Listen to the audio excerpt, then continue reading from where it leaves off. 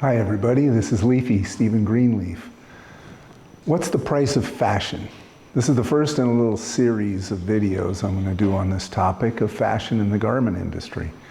It's an interesting topic in that it touches personal choice and expression, consumerism, agriculture, economic development, workers' rights, sustainable development. The garment industry and the textile industry is one of the biggest consumers of water in the world through the production of cotton, production of textiles, and all the dyeing processes that they use to get us just that right color. So it's a complex topic. Today, the UK Guardian, which if you're interested in environmental topics is a source I recommend, ran an article about Panipat, India. Panipat is a small city in northern India between New Delhi and the slopes of the Himalayas, where over 1 million tons, that's 2 billion pounds of textiles, are recycled every year by over 300,000 people. So the textiles are brought in from all over the world, leftover clothing, leftovers of the consumer markets from all over the world.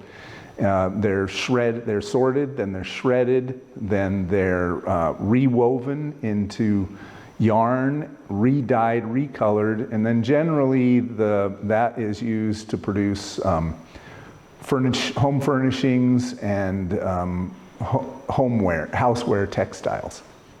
So, unfortunately, so it's great, right? That's 2 billion pounds that's not going into landfills. Unfortunately, 93% of the households who live there near those recycling facilities report extremely serious health issues related to being around that industry.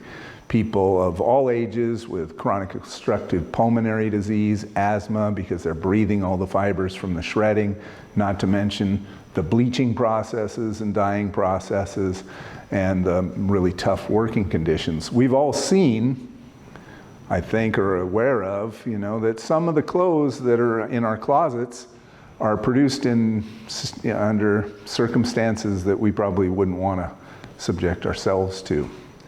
So the world is addicted to this consumption.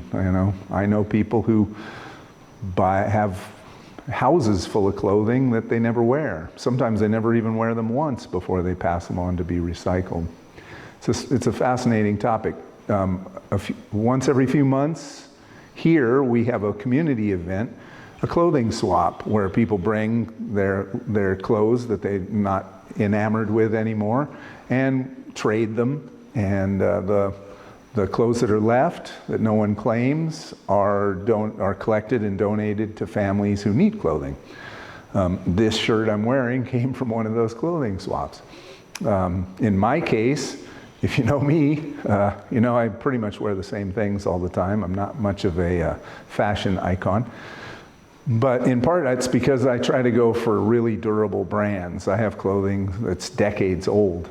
And some of those durable brands, and this is a shameless little promotion for them, but one of those brands is Patagonia, which is just a marvelous company run by a visionary person, founded by a visionary man named Yvon Chouinard. And someday we'll probably do one of these in this series of videos about him and about Patagonia. So I do that because I don't want to buy clothes. I want something that's going to last. So the choices we make as to what we put on our bodies and on our backs has a real impact all the way to India. So it's wonderful that this is being recycled, but that billions of pounds are being recycled. It's not a simple situation. And in looking to how to improve this situation, there's a lot of tough choices to be asked. Well, should we recycle less?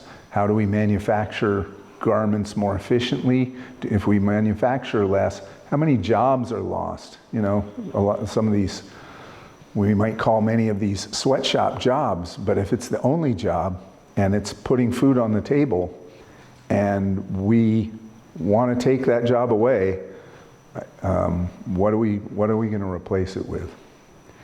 So anyway, this is Leafy beginning the topic of the price of fashion.